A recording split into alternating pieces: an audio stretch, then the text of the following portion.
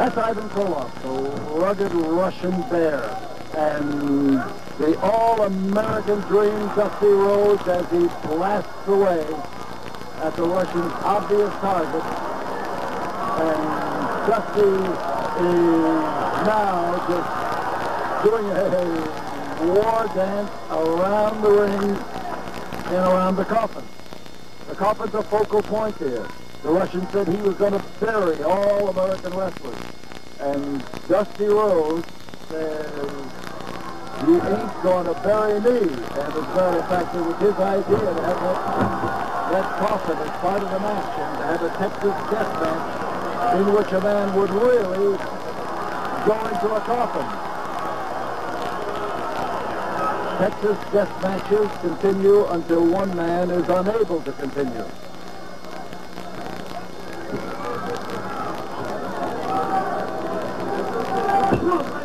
Koloff is a tough customer.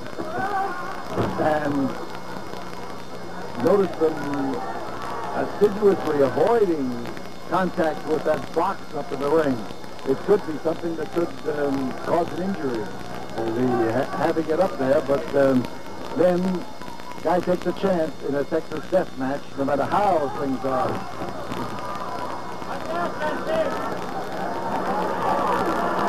Dusty Rhodes, colorful as they come, and here he is taking punishment from a man who never considers himself colorful, just totally red. He carried a red shovel into the ring here for months. And as this match takes place, Dusty Rhodes is out to end his claim that he is going to bury anybody, particularly an American wrestler. With a pine box, complete with all the trimmings on the inside, awaits either Ivan or Dusty. Stick with it. Dusty trying his best now to entice Ivan over to struggle over the coffin.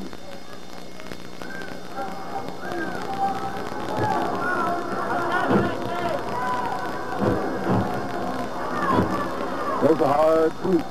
That's tough punishment to take. Dusty starting to wilt. Here is Ivan to drop in there and to cause Dusty problems.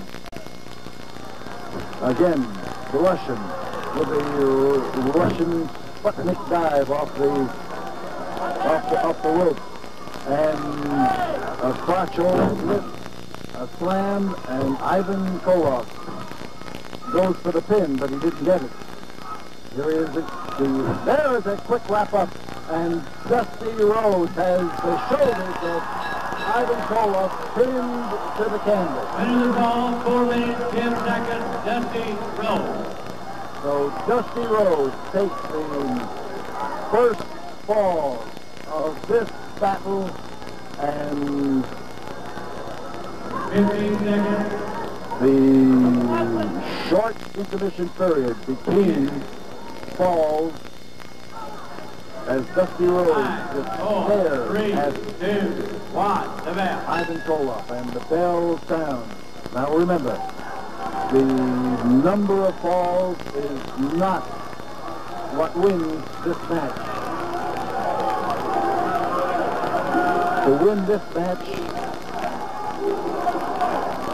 oh, now we've got a cheer going on, and the cheer is USA. You hear that? USA, USA, USA, USA.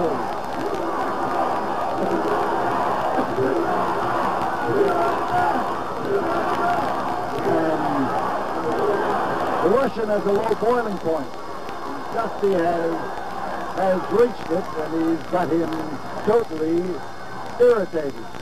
And this, of course, is part of the strategy of Dusty Rhodes in this battle here at the Sam Houston Coliseum in Houston, Texas. Dusty tends to stay a little closer to that coffin than the Russian does. The Russian very upset as he agreed to this match, if agreed is the term. But now as he tries to blast Dusty, he missed his target.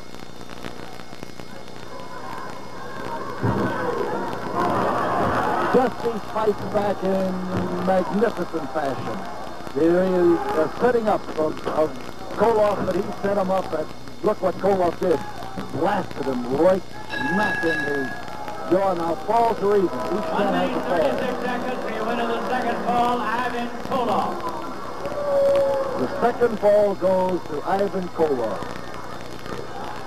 All right, the intermission period. 5, In the second, 4, here is 3, the count. 2, Where 1. the USA chant is coming up. Dusty Rhodes getting the backing of the fans all the way. USA, USA, they are screaming, they are hollering, they are convinced that the man who is going to win this match has to be Dusty Rhodes. Dusty doing the crowding and Ivan Koloff lowering the boom, Russian style.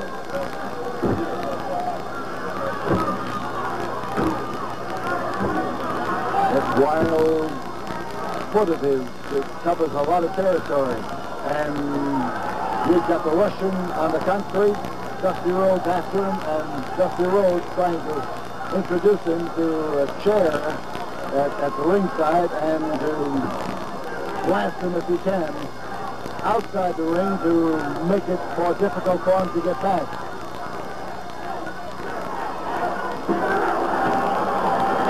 And he belted him. He brought it down and he chopped away at it. So the chair has done its work. Dusty is still out there, but so is the Russian. And Dusty is trying to make it unprofitable for the Russian to either stay out there or to come back. And the Russian has been hit on the head with a chair, and he is bleeding from the contact. And as Dusty gets closer to that coffin, the fans are screaming for him to get the Russian up in the coffin.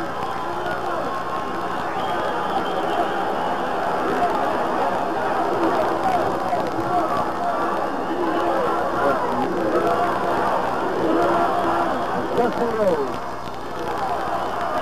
That's the fury of Ivan Koloff, who is blood running all over his face, now has divested himself of one boot and is using that boot to try to belt Dusty Rhodes into defeat. He's gotten a few good licks in, and now he's getting the boot back on. I think he's got an effective way of using it when he has it on his foot. So, Ivan Koloff with a chair, and this time he's blasting Dusty Rhodes in the manner that Dusty handed to him just a short time ago. Dusty bleeding from the effects of the chair, bleeding badly, bleeding worse than the Russian, and the Russian is trying to put him in a coffin.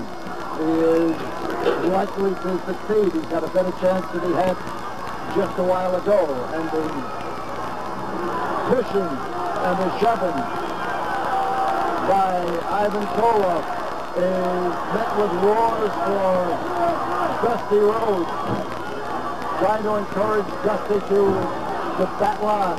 And both of them now bleeding badly as Dusty starts a barrage of left hand, looks for a place to land with that elbow if he possibly can.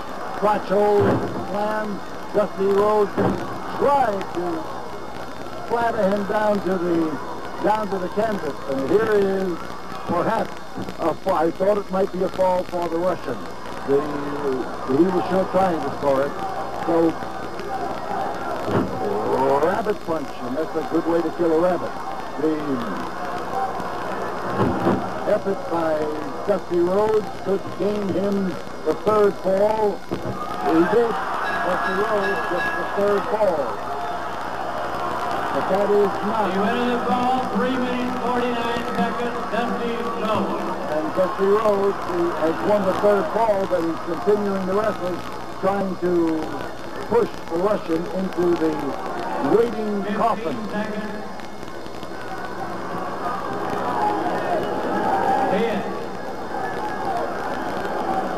The seconds are being ticked off. Dusty looking balefully across that bloody vision of his at the man who caused it. And as the American Dream starts to come in there to come in contact with the Russian, he catches a barrage.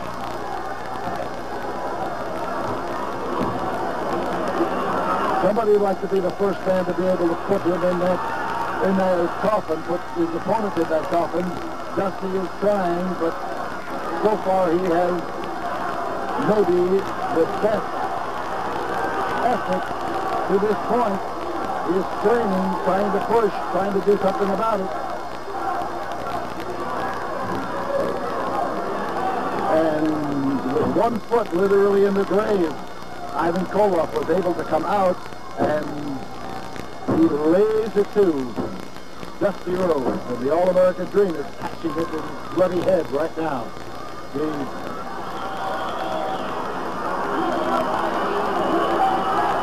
Macho, but he can't lift that leg. Dusty's fighting. Dusty doesn't want to be put in that chair, in that coffin. And he's not going to be put in that coffin. He has managed now to fight his way out, and with Koloff bleeding badly up in that ring, he's gone for a fall.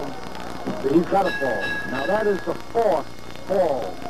Now we still Your winner, the 4th fall, 1 minute 30 seconds, Ivan Koloff.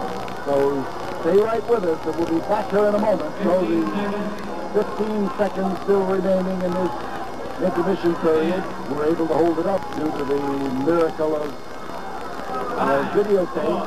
4, 3, 2, 1, the bell. Fall number 5. Now remember, this could take any number of falls, but all of these things take something out of a man. So there is a limit to what people can take. And Ivan Koloff is banging Dusty's head up against one of the handles on this coffin, and Koloff is trying his best now to get the American Dream up in that box. He has not yet been able to complete. Well, this is bad for Dusty, but Dusty came around with a right arm and clobbered the Russian alongside the head. A lot of give and take. Russian is tough. Dusty is tough. It's a tough match. Give and take, and Dusty just caught it. Whoa! He almost fell back into the box that time, and if he had, it would have been the end. The Russian trying to leap on Dusty Rhodes, and he landed with his leg on the box, and the Russian is in the box.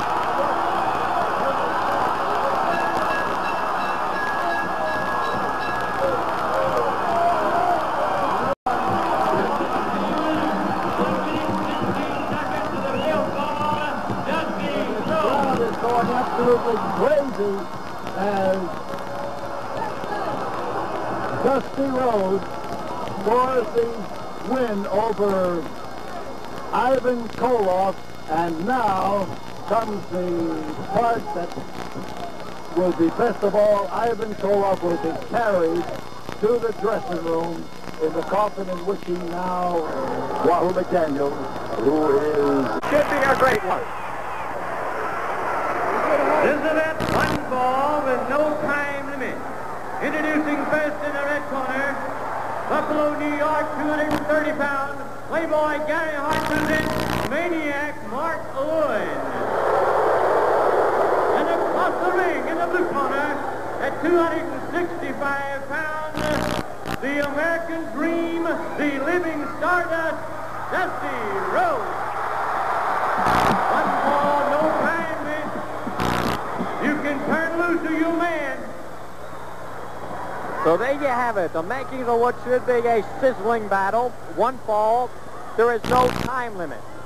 Dusty Rhodes, the All-American Dream, nationally ranked, up against Maniac Mark Lewin, who has taken over the kingpin of toughness here in Texas, managed by the arrogant Gary Hart. And now you see Dusty Rhodes anxiously awaiting the bell. We have not had the bell yet with his fans here, and we have a huge crowd here at the Sam Houston Coliseum. As they start to shout Daphne on. Good shot of the packed house here, of the impatient Dusty Rhodes, of the hesitant Maniac Mark Lewin, and now we got the match. As Maniac Mark Lewin wastes little time in coming down on Dusty, and he came down on Dusty with very hard shoot. But now Dusty Rhodes unleashes, and out of the ring goes Maniac Mark Lewin, and Dusty's right behind him. Then Dusty comes down with that chair, and don't expect very many wrestling holds in this battle. Expect to see one of the wildest matches you've ever seen. Listen to this crowd as they charge Dusty Rhodes up. A huge roar.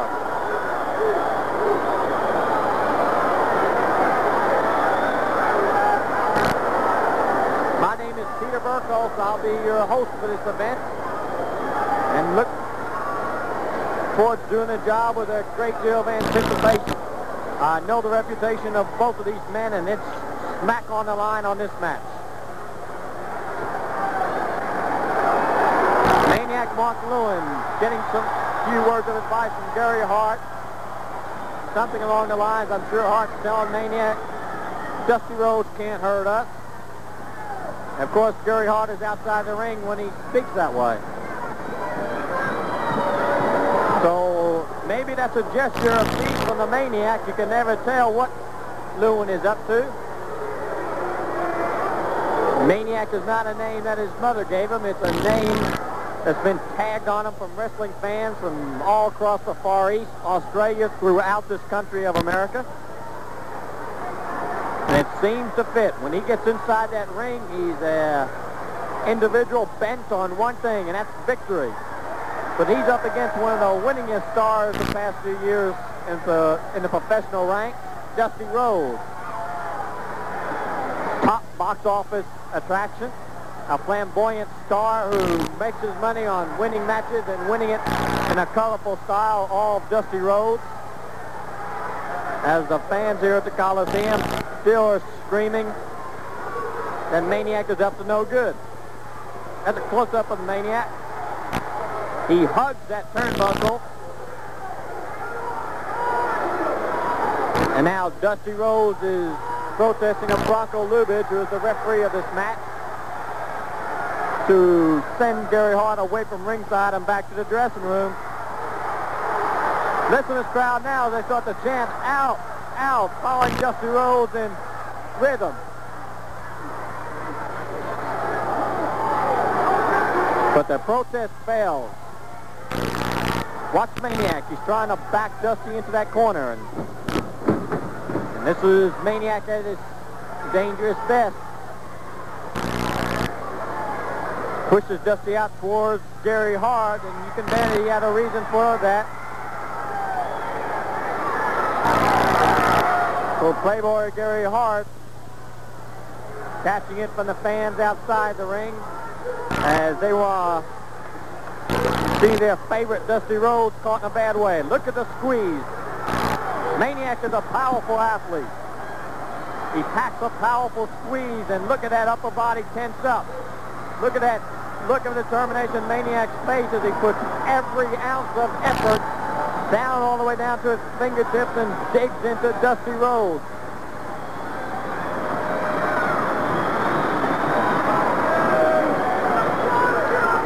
And there you have it, Dusty Rhodes caught in the big squeeze that the Maniac is famous for. Wears down his opponent, punishes his opponent.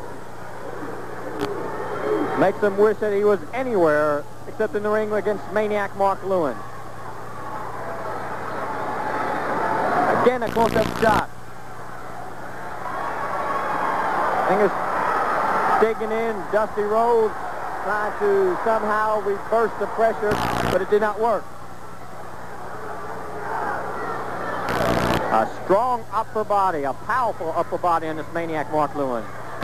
And that's what makes him that much more dangerous. And when he teams with Gary Hart, it's trouble. It's trouble with a capital T, but Dusty Rhodes is used to handling trouble.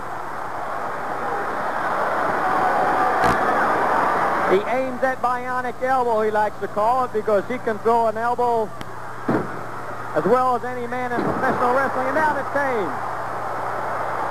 That's that same elbow that crashed down on Maniac. Gary Hart trying to bring his boy back to. 5 minutes have gone by, and now we got Dusty grabbing a hold of Gary Hart. He's got two heads and crashed. And a huge roar from the crowd here shouts their approval. Get him now, they shout.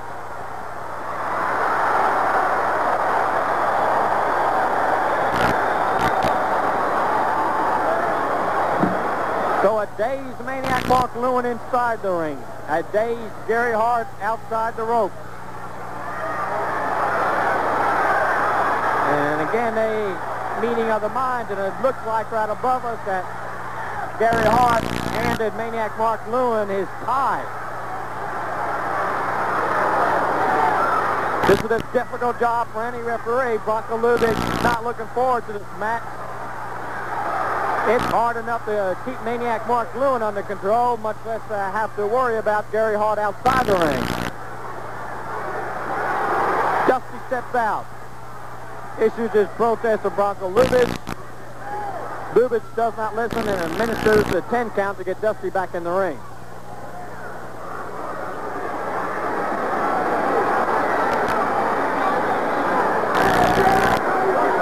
So Dusty's cautious.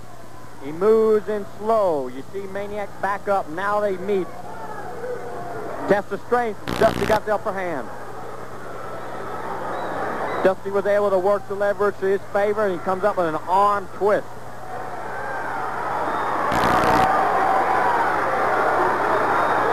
Again, Dusty adds that little extra twist. Dusty goes back outside the ring. Maniac falls. Dusty finds a chair, and it's an equalizer. Down it comes. And we've got the battle right outside the ring. Dusty uses that same tie. He got Maniac Mark Lewin. Comes down with that elbow, one right after another. Listen to this crowd. Fires away as Bronco Lubitsch finds out the best place to put Gary Hart's ties in his pocket.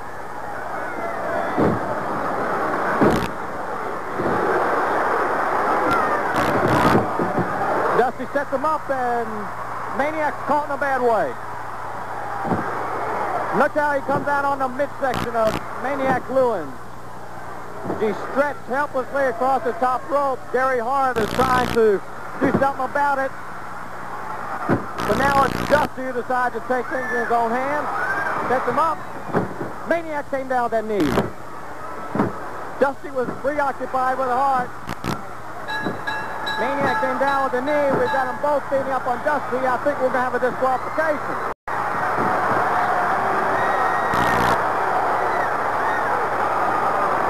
Outside the ring goes the Maniac, and Hart. Dusty Rhodes the winner.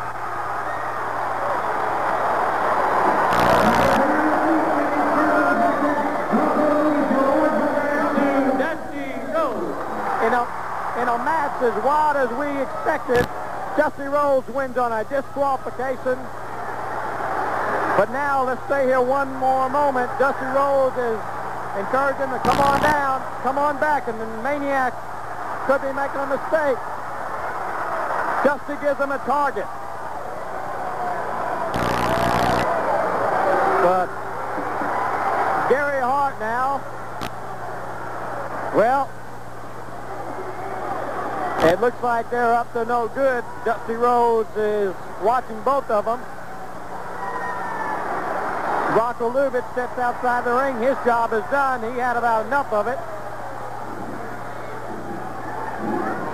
Whichever one of y'all want to go first, get your little butt right over here and get to it.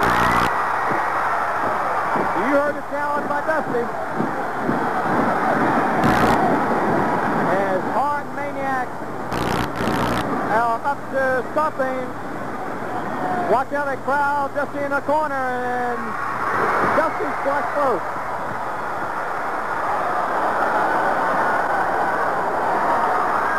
And that's Dusty Rhodes at his best.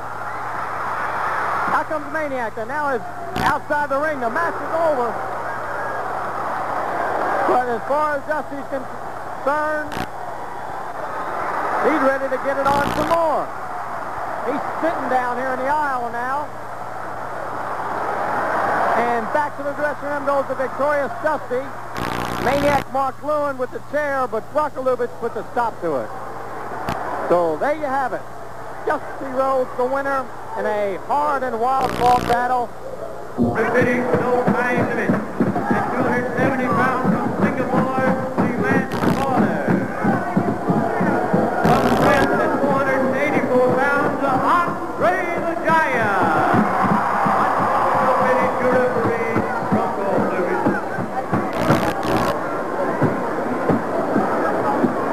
Andre the Giant and the Spoiler. A match one fall to a finish, and a match that is going to put both of these men on the spot. Andre bigger than ever. Now you've got to remember that the Spoiler is a 270-pounder. But in Andre the Giant, you have no ordinary big man. You have truly a giant. More than 500 pounds, and a man who has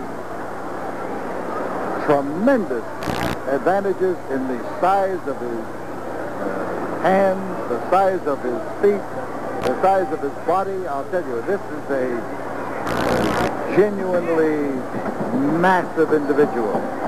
Well, I think if I was going to wrestle Andre the Giant, the first thing I would do would be to cross my heart and try to pacify him. But I have never wrestled Andre the Giant, nor have I aspired to. I think that the problem with wrestling him is mental as well as physical.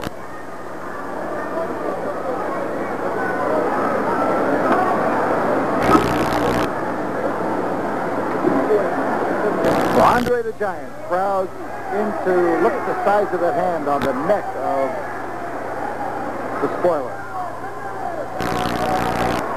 Look at the distance that it covers, and you get some idea of what the Spoiler faces, or anybody faces, when they meet Andre the Giant. Side headlock. And Andre puts that squeeze, that rotating motion, that big maneuver on the head of the Spoiler. Does the mask protect the Spoiler? Well, it protects him against abrasion, but does it protect him against anything else? I don't think so. I think that what you have there is the fact that the mask enables the man who puts on the side headlock to hold it without slipping. The Spoiler now trying to bring Andre over. He bends him over, but that's about all, and I think in this particular case it was a matter of Andre going with the rolling motion of the side headlock.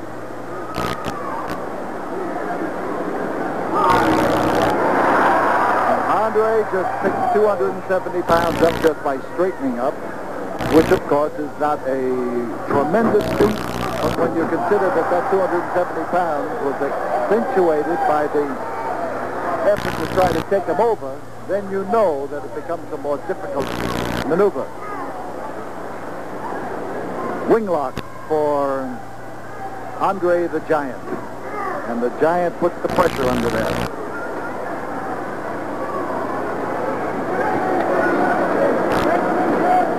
Andre's unique ability rests not only in his size, but in the fact that he is capable of wrestling, that he can move fast, that he is well proportioned, and that he does the things that smaller sized wrestlers do, and sometimes does them better than they do.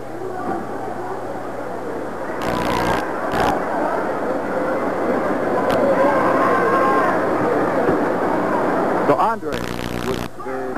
Well, now you notice who took him down that time. That was the move by the Giant. The Giant is rarely taken off his feet, but only recently, look at the way he bounced the 270 pounds of spoiler around. But what Giant has included in the things that he does a number of maneuvers to prove to people that he is capable of wrestling. Wing lock. Andre lifting up on that arm, pulling at it, and Spoiler trying to use the hip lock. There are two words for that. Fat chance. Both of them.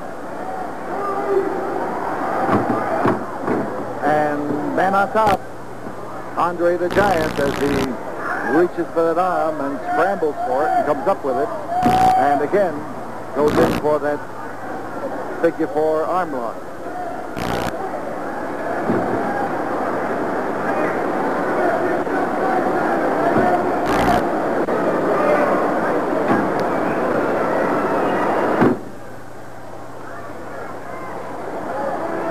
Spoiler decides that the place to attack a man is where he cannot defend himself, where he can be the weakest, and that would be a man's eyes. The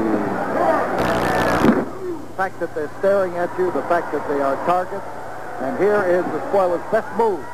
He caught him with that elbow, and he has stunned the Giant and placed him on that top rope, and he promised he was going to come down from above and attack the Giant from an aerial stance, and here he is now doing exactly that. And we've got the Giant on the canvas and Spoiler in good position now, but that's not the best position. That's a good way to break an ankle, to have a target the size of the Giant move out of the way and leave you wide open.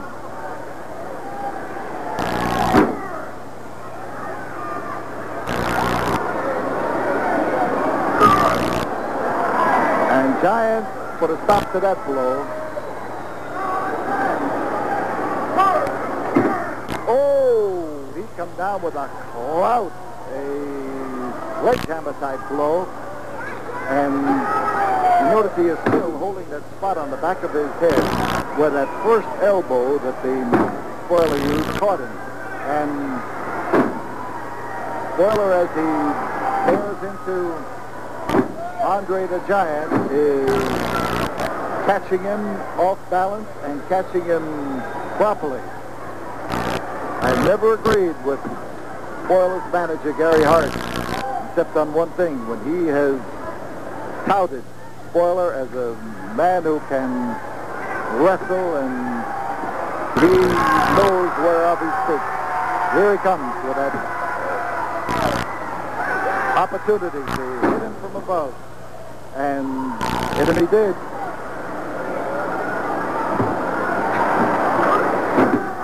That big arm, that big fist covered a lot of territory and came down there to clobber him.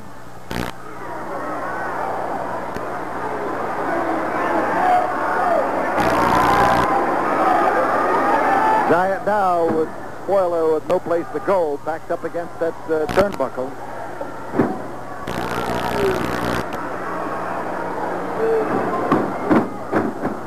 Oh, that's hard hitting.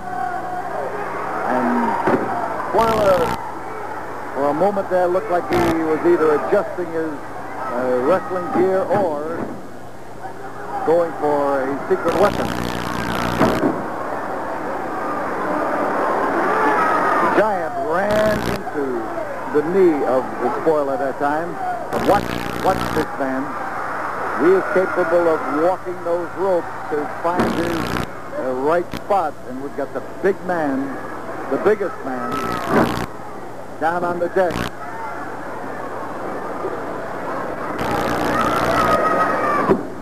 On top, the Spoiler, too. Whoa! Oh, he came from underneath with the prone press, pushed up and hurled him away. And now he goes for the bear hug. And in this case, a bear hug appropriately names it. Spoiler's in trouble. Those big arms, those big hands, big forearms as they wrap around there can put the squeeze on, but Andre, even though he's shaken loose, bears right back in again to try exactly the same thing.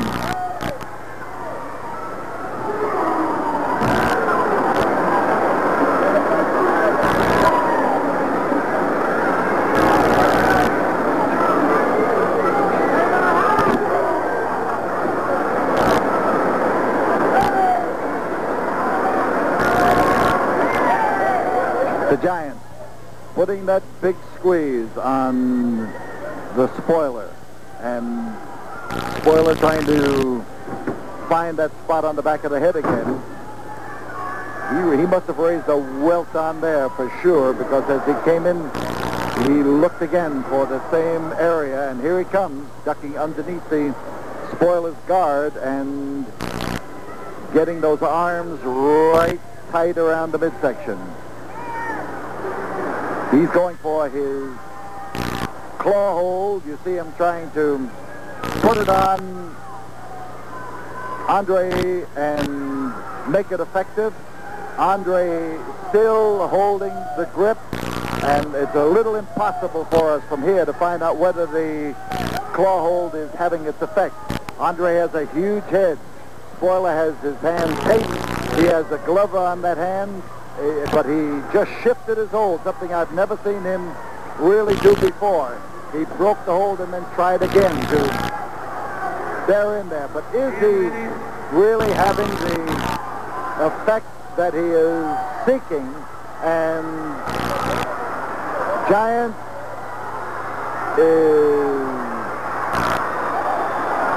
fading a little, but we're outside the rope. May not look, yeah, you can see it from where you are now, but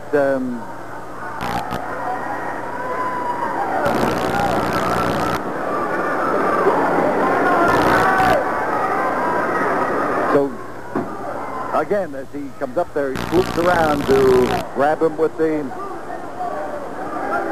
bear hug, and Spoiler goes back in again.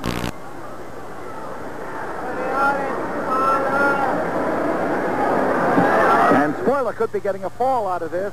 This is as close as I have seen Andre come to getting pinned for a fall. That Spoiler is forcing that head, and with his weight. But Andre still has, no, he doesn't have. He just broke it. He just broke the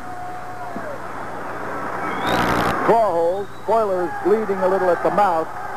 You saw him reaching up there to grab the mouth, and again, as he comes over and slams that hold on Andre, he's trying to take as much of that head as he can, and Andre from underneath is trying to fight his way out. And Andre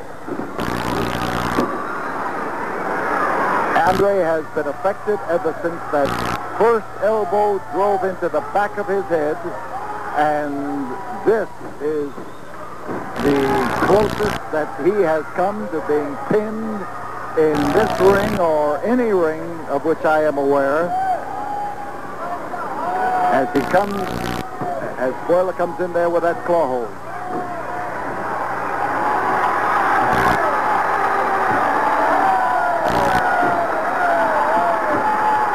And Andre starts to fight to free his head. He is not able. Spoiler reaches over to grab him by the trunk to keep him from maneuvering. Spoiler clouds into him with his weight. Didn't work. He had to divide his attention away from the hold that he was trying to use. And Spoiler keeps the pressure on.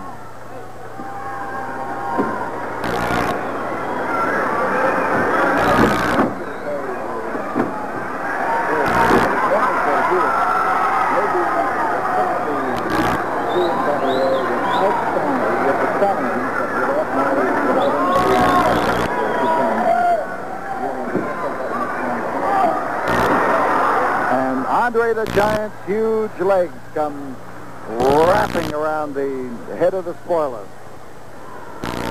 and put the squeeze on the big man with the mask. Oh, that'll flatten your head, particularly with all the weight of the Giant's legs driving you down. So Andre gets up to his feet after that long application of that claw hold. There is the crotch hold. There's the lift and the slam, and Andre trying to regain his equilibrium after the concentrated attack of the claw, and oh, that size 22 foot just clobbered Spoiler that time. And the Giant racks the ring and sets him up, and Andre missed his target trying to dive in there like a 200-pounder instead of the 500-pounder that he is.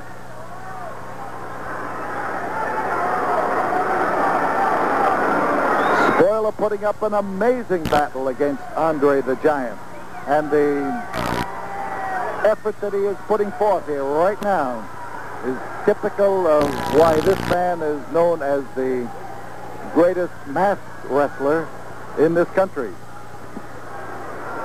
And he's trying to gain the advantage of height. With Spoiler in trouble. On top, 500 pounds. There is the fall. And Andre the Giant survived the devastating attack of the claw hold to come up with the winning fall on the Spoiler in this battle here in the Sam Houston Coliseum in Houston, Texas. The winner, Andre the Giant. And getting into the ring right now is, yes, a wrestling bear. And a big, beautiful brown bear who looks to me that he weighs at least 500 pounds and is having a little pre-match drink, a little cola in there as he gets the muzzle put on him. Now, facing that's Nick Adams, the trainer of the bear, who is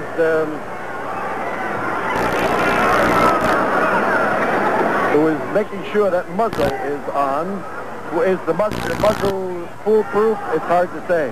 I'll tell you one thing. I've wrestled bears when I wished that they had not had the muzzle on, and all you had to face was his snoot, because when they wrap you with that muzzle, they are pretty tough. So in the ring, Gary Hart, bald-headed Gary Hart, in direct contrast to his opponent, who is not bald-headed. And the bear has just given a leg dive to Gary Hart, upset him and put him down on the canvas, and is swarming around on him, much to the delight of the fans here, as this huge animal covers him in wrestling style, who moves around, as you can notice, moves around and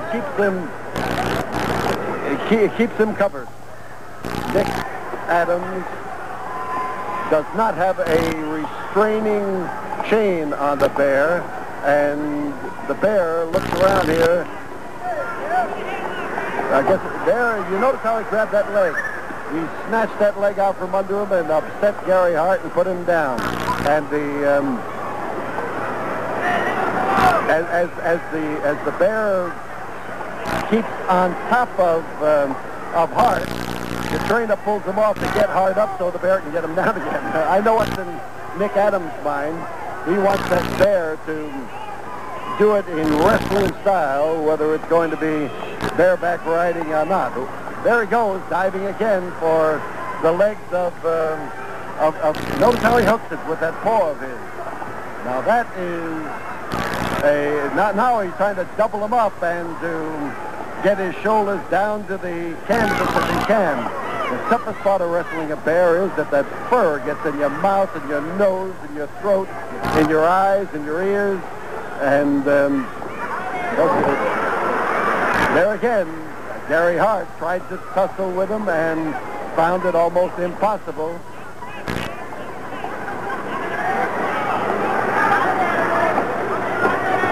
And now referee Bronco Lubick suddenly finds that the Bear snatched him by the leg and put him down.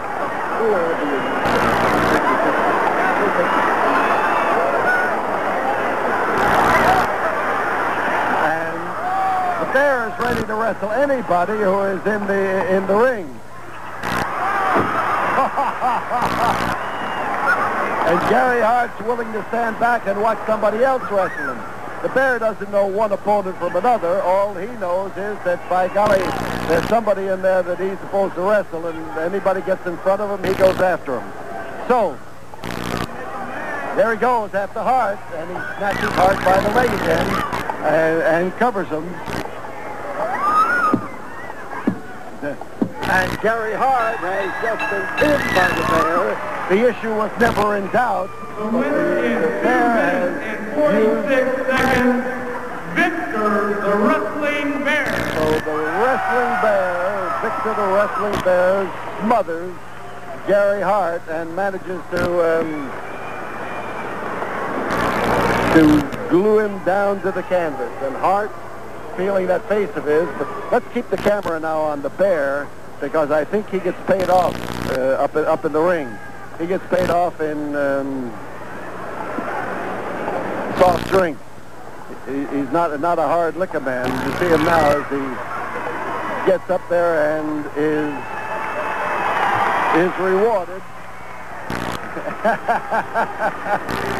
All this for Queen offering to shake hands with Dusty Rhodes.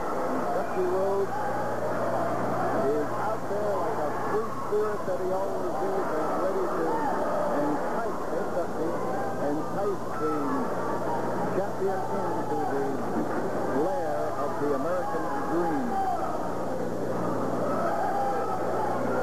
Buckwinkle, arms spread wide and trying to indicate that he is not the kind of man who's going to take an unfair advantage.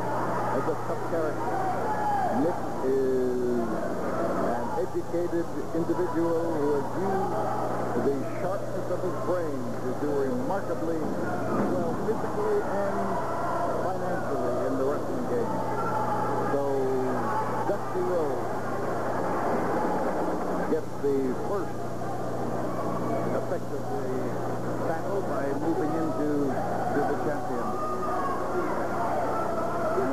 It's Dusty with a style of his, and certainly world champion finds he does not have anybody whom he can hang on to. A little bit hard for Dusty to disappear, but he made a fast move and caught the champion off balance. So Dusty with his ready to pop a man in the head style.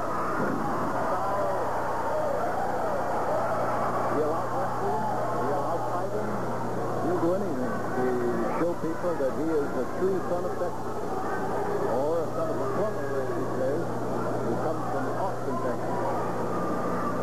World champion now trying to spread things and to watch closely. The test of strength is in the hands, and Buckwinkle tries to push in the right direction, and he is forcing the challenger, Dusty Rhodes, down to his knees, using the pressure in there to lean in there tightly.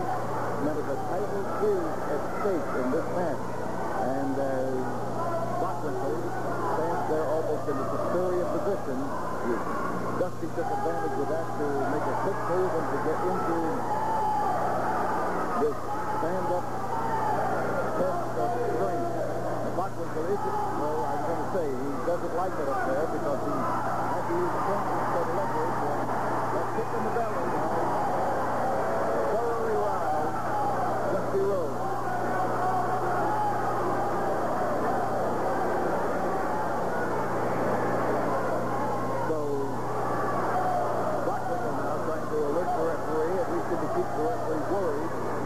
figures that he'll get the referee watching what goes on in there and maybe keeping an eye on Rhodes and forgetting to keep an eye on him. The pushing of Bachwinkle is blocked.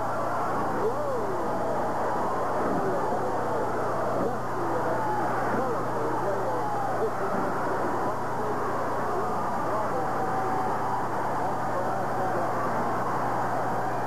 Many respects, Dusty Rhodes is a likely looking athlete, but he is one of those people who strength lies in the fact that he is not trimmed down. He could lose 30 pounds and be absolutely worthless out there in that ring. And he knows it. And he stays at the weight that he can handle best and a weight that his opponents find difficulty in handling.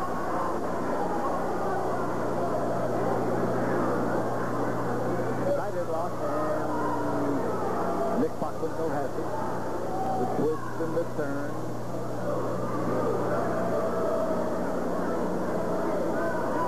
There's the curly head of Dusty Rhodes popping out from underneath that strong forearm of Nick Bachwinkle. The grinding and the turn. And there's Nick, and he comes on and hit him with a shoulder block, and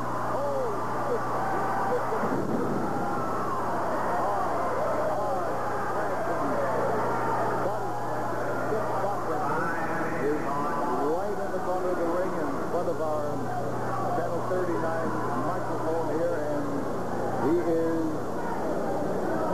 hurt, you can bet. The way he landed here just makes you shiver from one end to the other as he flattered on that canvas. Bachwinkle is tough. Few people have accused him of being anything but tough. And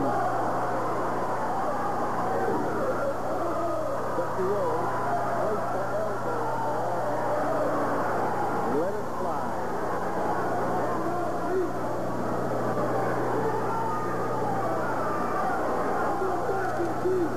So Dusty surveys Nick Bachwinkle. You see him as our camera here at ringside looks up at him, and as Bachwinkle goes for a series, he was after the arm in first place, but he didn't make an overt move to the arm until he had feinted in several directions. Tonight's double championship card is being covered by a battery of photographers from Japan, from New York, from Minneapolis. They are here in force. Nick Bachwinkle is in trouble. Yes, that's the way you feel when you land on an immovable object, and most certainly a knee that's put at the right angle to the canvas is an immovable object and can really bust your tailbone. So as Bachwinkle rises, you notice that he's doing a little bit more backing away. And as Dusty Rhodes moves in, he is a little more confident than he was just a while ago. Although I've never seen Dusty when he wasn't confident. He has that spirit about him. But right now, as the champion laid it in there, and he laid it in with a vengeance, Dusty's going to have something to think about.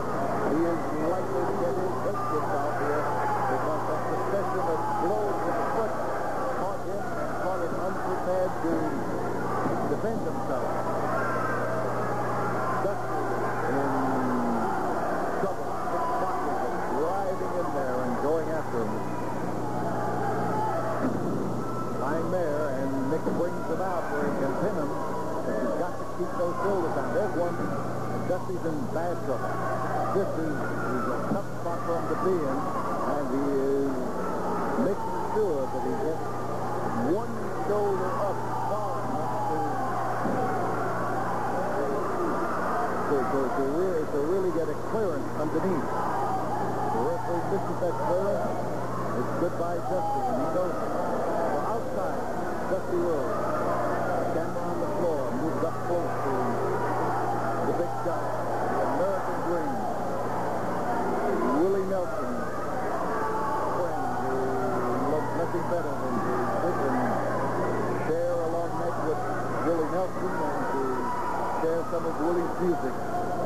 singing. So Dusty moves because he's grabbed and he is trying to eke out as much time on the outside as he can. He's going to need it. He's in a tough spot. And now he's taking it off. Watch out for Dusty Rhodes.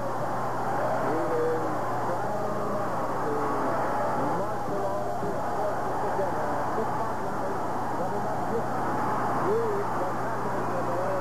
And here is the dreams of the middle.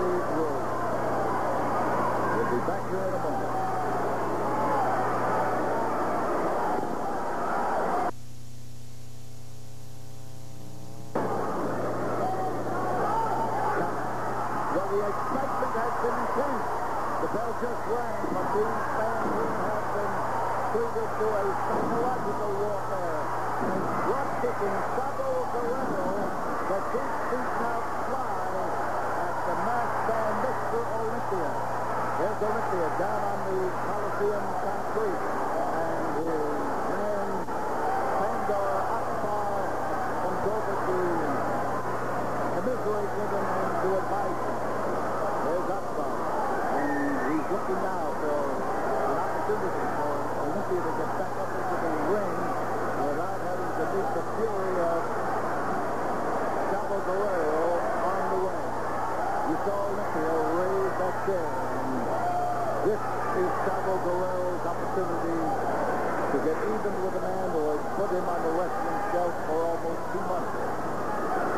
Dream. Olympia with help from DiBiase managed to take Chavo Guerrero and injure him, and Chavo is back here with fighting form. Oh, fresh bounced him across that ring. Tremendous work by Chavo Guerrero. Dropped over, and he's going now for the Tapatio. The Tapatio, a hold made famous a generation or two ago by his father and by Rico Romero. And as he puts this pressure on here, he tries to get him up in the air, and Chavo takes the jump to try to cross it. There is the Tapatio, but it's missed. A little bit too much weight on the part of Olympia, and he was able to slip out of the grip. Chavo Guerrero trying to set up the muscular Olympia and blast him down. That foot came out there hard. Chavo Guerrero, the man down.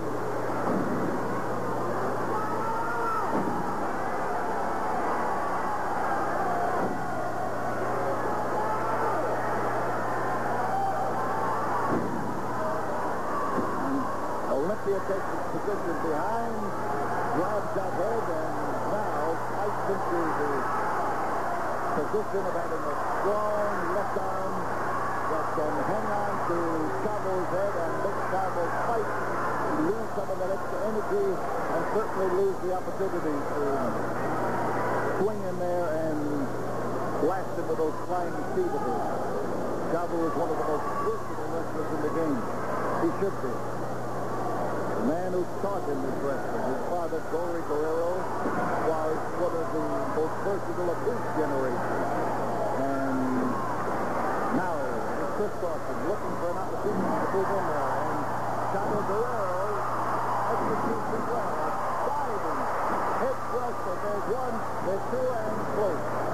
Jerry Usher is in there, came awful close to scoring the third down needed to win a fall. Surfboard hold as Chavo takes those arms and pulls them back, keeps them straight so that there won't be enough leverage for even a powerful Olympia to be able to pull them forward. Tight grip.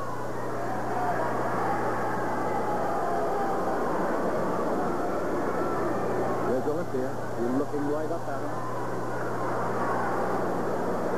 Muscles of his start to work.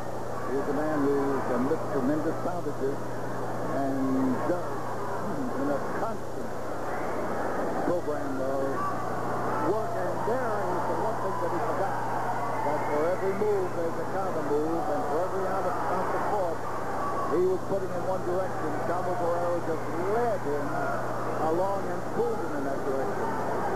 That's where the cartwheel turned and put Mr. Olympia back where he was in trouble. With the arm lock, Chavo gets in there. Notice he's got his foot hooked into the leg on the other side, on the far side. He's holding that right leg. Now he's got both arms. He really has Olympia tied up in the same double arm bar here. And now Chavo pulled him back further. Olympia intended to go into a hold that would hold Chavo's shoulders down, and Chavo just pulled him back further and upset him and dropped him down onto the mat. Olympia executed that maneuver known as getting out of there. He did it. There's Olympia looking now to maneuver back into the ring.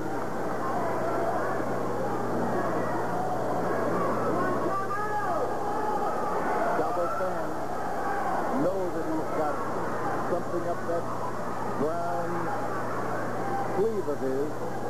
Chavo is tanned by the sun, and he's been doing an awful lot of working out in the open in California, getting ready for this return to Mid-South and Houston wrestling so that he could get his hands once again on Mr. Olympia. 5 minutes have gone by.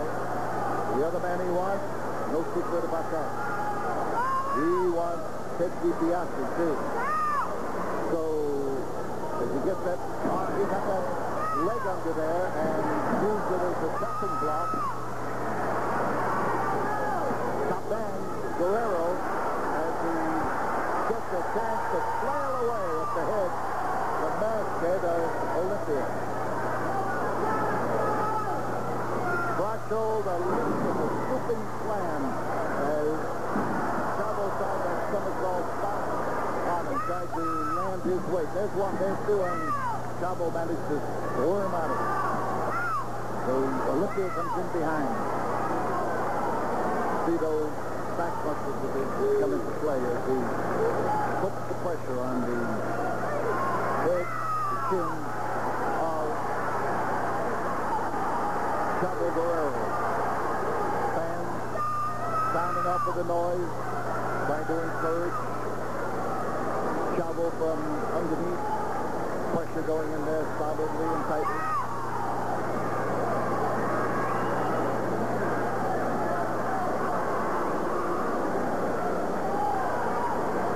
You can see it's not a stranglehold. Some fans holler strangle when they see it hold, but it is far from a strangle, but it is painful. It is wearing. It does bog you down. Sunset flip on the 58. There's one, there's two, and it was close. The long legs of Mr. Olympia got him out of trouble that time. They threw them over and destroyed Chavo's balance. Again, reverse chin lock. Olympia stays in position. He gets a solid grip in there and holds it tight. This is one of the most aggravating holds to try to escape from, because the man behind you is in a perfect position to make you work and squirm and fight, and sometimes to no avail. Chavo moving the head around, trying to take the arm along with him. He's out, but he's not out of the woods yet. There it is. There's the twist. He waited until the right moment and made his move swiftly and surely. And there came that fist going in there right squarely into the jaw, and that man can drive a powerful elbow, and does. So Chavo mashes into the turnbuckle. Easy prey now. There's one, there's two. He may be easy prey to get down, but he's a difficult subject to keep down and to convince that he's whipped. Olympia follows him. Olympia hangs on to that grip. There's a close-up look now of the grip, but this time it may start covering his nose. Not yet. But remember that if those hands go across the mouth and the nose at the same time, that it constitutes a smother hold, which is akin to a choke hold. And Chavo, fighting his way up, makes it up to his feet, and certainly manages to do it extremely well.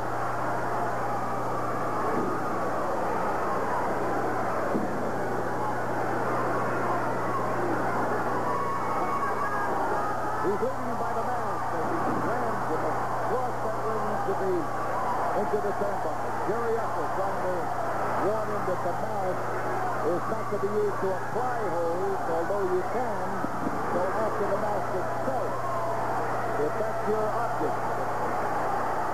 Listen to that crowd now as it starts to rise crescendo to let Chavo Guerrero know that, hard landing. Olympia's on top. There's one, there's two. And outside, Scandal Akbar is trying to give the referee a lesson in counting. A scoop slam, a backbreaker. And, the way he bounced in that backbreaker, I was going to say, I don't think he's going to get up. He literally bent it the wrong way. Chavo, and he comes up with a flying body block and almost a finish. And you were right in there for it. 10 minutes have gone by. There's a cradle hold as Chavo Guerrero snapped it on it, rolled him down, and took Olympia by surprise. Through the ropes and outside, and off here to our left, right on the full Coliseum concrete, is Mr. Olympia. The photographers are here from Japanese magazine. There is Chavo Guerrero. He went over the top rope. Olympia's head hit my chair right underneath me. Chavo Guerrero was bouncing down onto the concrete. Olympia is rising up slowly, and he is catching a warning about diving over the top rope. There's Olympia making it up now. But the power with which his head rammed into the bottom part of my chair, I would say that he has to be fuzzy underneath that mask. And Chavo Guerrero gets after him, starts to drive fists and feet, and Jerry Archer is having his trouble trying to keep him away from him. And there is Olympia, who is adjusting something on his shoe and comes out and hits Chavo Guerrero and drives him through the rope onto the floor, and Jerry Usher, here comes Akbar around, trying to help over there, trying to get at Chavo Guerrero under the guise of helping. And the referee now is Olympia goes out to the ring and goes after Chavo Guerrero, starts the count. Olympia picks him up, and Chavo is back in the ring. Here comes Olympia.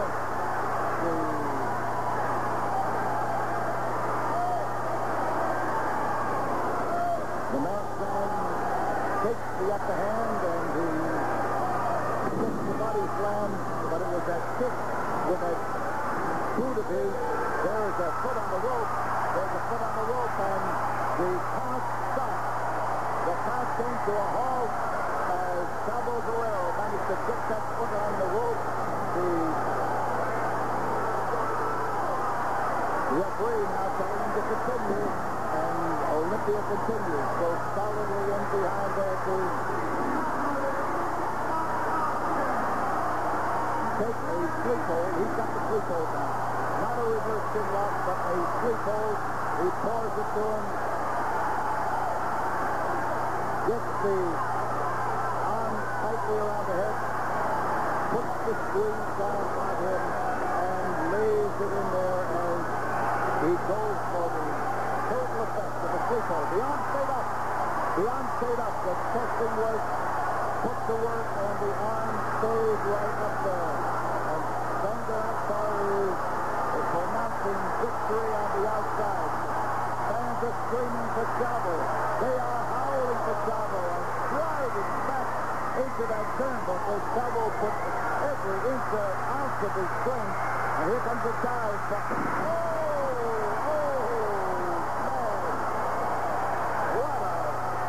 What a crash. Chavo trying to rise up. Well-placed pair of feet. And Chavo now has the opportunity to get that circulation returning, the adrenaline flowing, and he is making the most of it. He's been spinning around and kicking with that one foot, and that good one too. The atomic, no, the back body drop the suplex, and there is the third one. Chavo Guerrero scores over Mr. Olympia, and on the outside of the ring, Thunder Akbar cannot believe it. Listen to the opera. Oh, a pandemonium, what tremendous noise. Look at those fans. Just look at the way they have erupted here in the Sam Houston Coliseum. And again, Jerry Upton tries to put a stop here, but Chavo is going after the mask of Mr. Olympia, and the Akbar catches it. And Akbar was partly responsible for Chavo Guerrero's injury. Here is Chavo back again after to Mr. Olympia, and Teddy DiBiase gets him in. And Charlie reached him more than halfway. And he's got 1, 2, 3 of them falling in all directions as Sabo would fly. The last time he was in this position, he got hurt. But right now, he is letting them all go after him. And Ted DiBiase catches up to him, and the crowd gets a sudden hush. And Sabo fights his way out of it. Ted DiBiase with that so-called injured fist of his as he puts the boot to Chavo Guerrero. And again, they go after Chavo, and again they try to put him in the same position they had him a short time ago. They start to blast away at him with Mr. Olympia in there, holding and hitting. And the referee trying to put a stop to it, and Chavo has already won this match. And as the damage has been done and later, that Chavo has his trouble. Here comes help in the form of R-Cruz, and R-Cruz steps into a hornet's nest, and they start to blast in. Here comes Johnny Rich, and Johnny Rich is caught. Johnny Rich is stopped, and DiBiase on Mr. Olympia.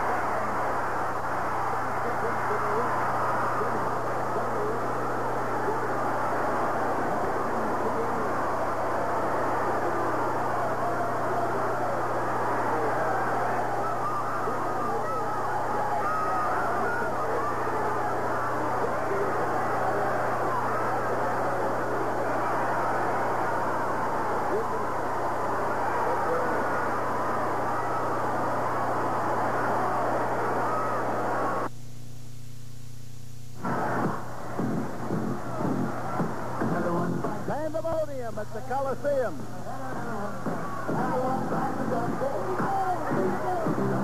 An uproar here at the Coliseum. World champion Nick Bockwinkel is in the ring, and so is his manager, Bobby Heenan. The music you hear has to do with the entrance of Junkyard Dog, and here he comes. Junkyard Dog coming into the ring and swinging his chain and clearing the ring as his music plays and plays and plays.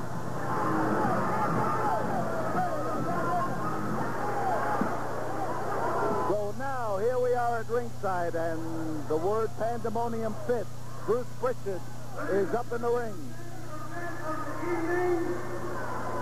One fall with a 60-minute time limit for the Junkyard Dog crown that I hold in my hand.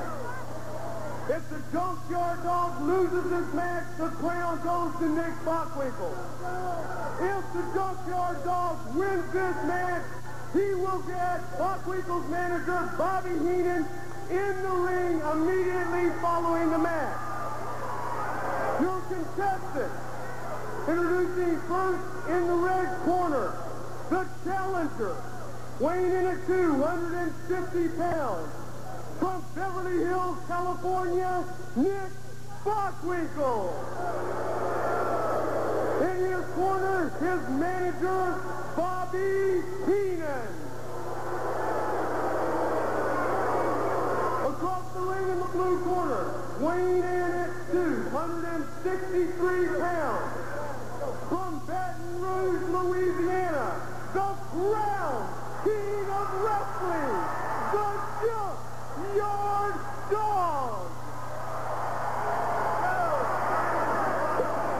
During the course of tonight's events here at the Sam Houston Coliseum, the Junkyard Dog was crowned King of Wrestling.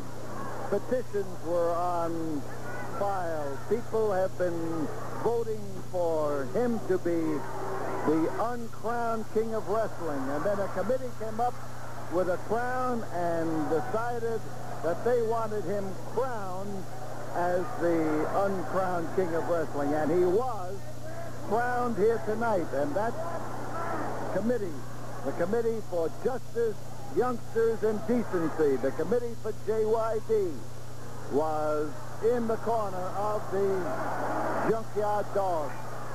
And that bell starts off this battle, an important battle for the World Heavyweight Champion. His belt is not at stake. What is at stake is his reputation, because the fans felt that when they met several weeks ago, that Junkyard Dog would have and should have been declared the champion of the world, because as he held Bockwinkel down, it was Bobby Heenan, sometimes known as the Weasel, who was on the outside of the ring, who slammed the 3 count to the ring, and Junkyard Dog thought it was the referee and lit Bockwinkel up. The tremendous impact of that chicanery on the part of Bobby Heenan, which was not essentially an illegal move, because he never touched the Junkyard Dog, and what he did outside the ring, but he did it loud enough that he affected the course of things inside the ring. And the immediate view and the immediate cry was to have Junkyard Dog declared the uncrowned king of wrestling. Now he's crowned. That crown is at stake in this all-important match. If Bockwinkel wins, he ends the surge of Junkyard Dog toward the top. He ends his reign as the king of wrestling. He gets the crown. Right now he's getting a thumping, and the Bockwinkel is being crowned, to say the least. But Junkyard wants one more thing. He wants the man who caused him to not win the title the last time he met Nick Bockwinkel. There's Bobby Heenan. There's the Weasel, who has everything to gain by a victory by Bockwinkel tonight. That means he won't have to get into the ring at all with the Junkyard Dog. And Bockwinkel decides that outside is better, especially with that determined attitude of the Junkyard Dog. Up in the ring, the Junkyard Dog, a tremendous athlete, a solid citizen, a man who has a basis for success in any sport in which he could go, and who has chosen wrestling, and we're lucky and proud of that fact. Look at the physique on Junkyard Dog and you'll know what we're talking about. Hard working, hard training, hard wrestling individual. Bockwinkel, crafty, capable, knowledgeable, but also a man who will take every opportunity to turn a situation to his benefit by the shadiest means sometimes, and outside the ring to escape punishment. Listen to that crowd here as they roar against Nick Bockwinkel. Heenan sweating a little himself, you can bet. He doesn't want to step into that ring against Junkyard Dog at all. Not even for the shortest time. So Jack Howell is the referee.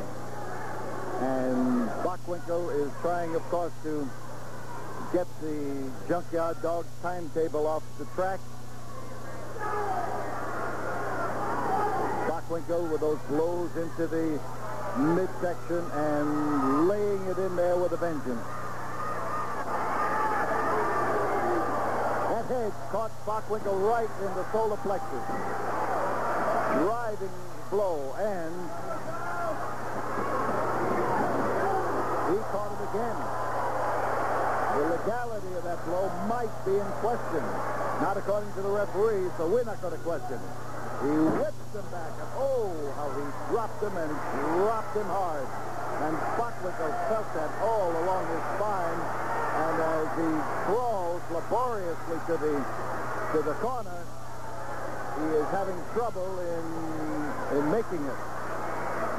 There's Heenan trying to give a word of advice to his charge, his meal ticket, his boy Nick.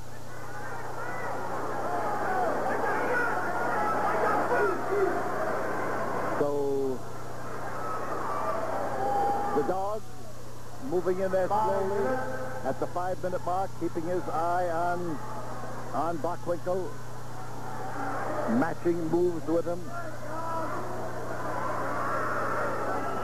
Front headlock is the hold. And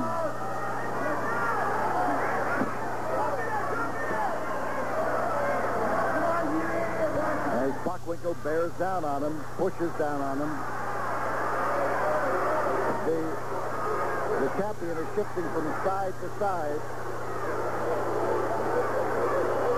The referee is shifting from side to side. Now, as the fans start to bark, they're trying to encourage Junkyard Dog. And look at the power of that man. Now, Bockwinkel weighs more than 245 pounds. And he hurled him across that ring. Good distance between the Dog and Bockwinkel. But that is a powerful man, that Junkyard Dog. He's going after the stomach claw. He's grabbing the midsection where he has rammed him with his head a number of times and pours in there to try to intensify the pressure on the intestines of Nick Bockwinkel.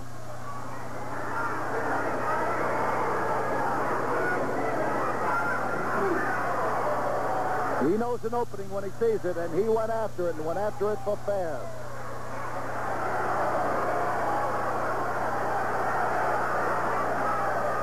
Bockwinkel trying to work his way out of that.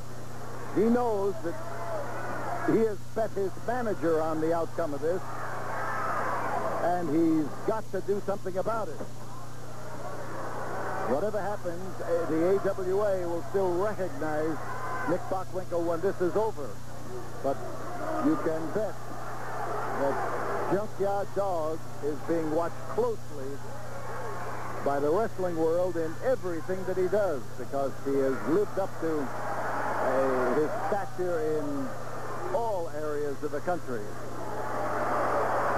So the Dog, look at the muscles on the Dog as he pours what appears to be a chokehold where we are. He pours it on to Bockwinkel, and Bockwinkel is hitting him on the head, which is a futile gesture.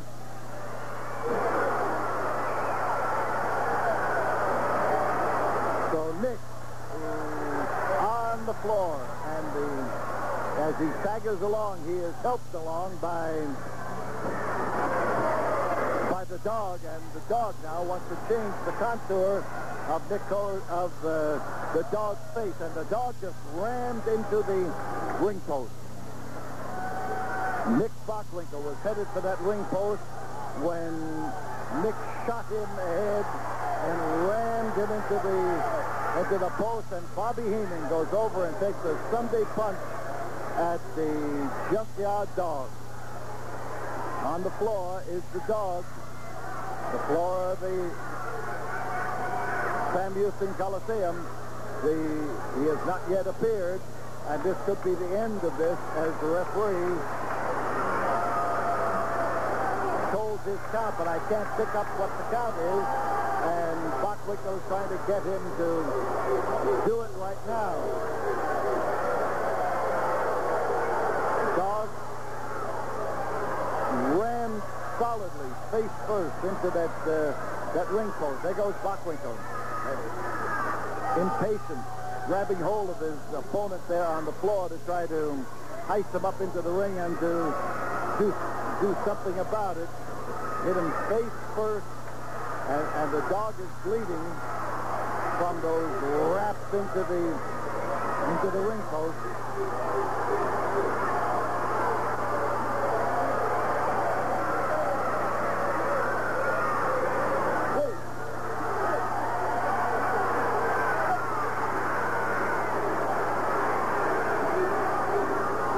Dog comes in slowly.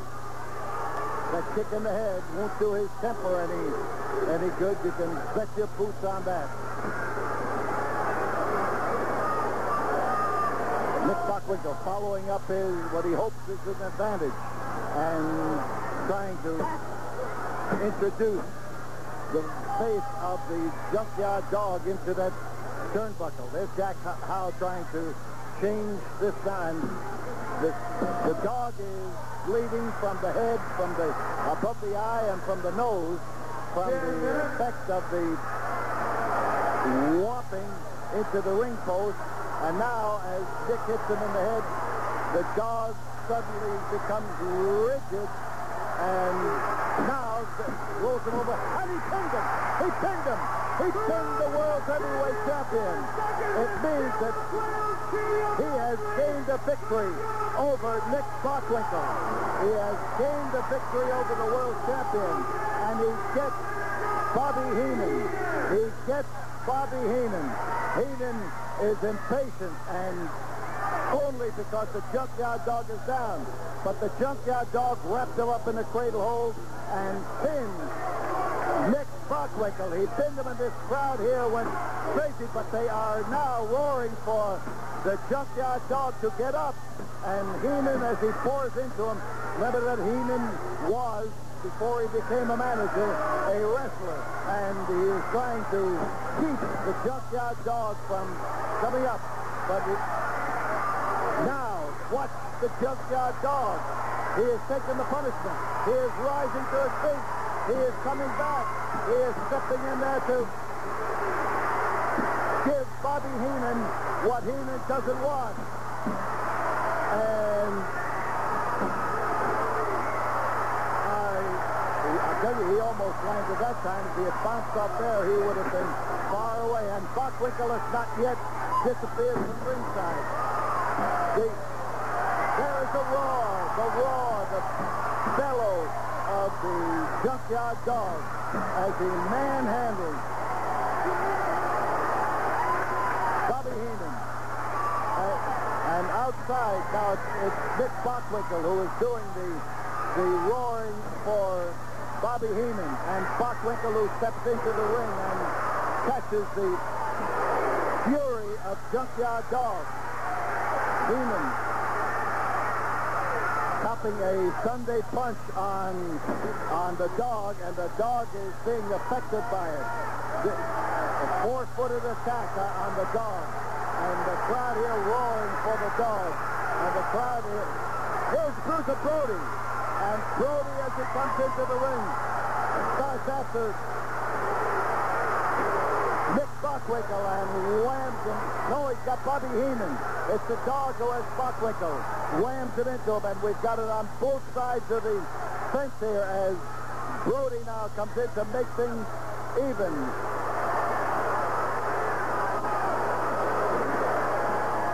And there goes Bockwinkel outside, and he grabs Heenan and starts over the aisle.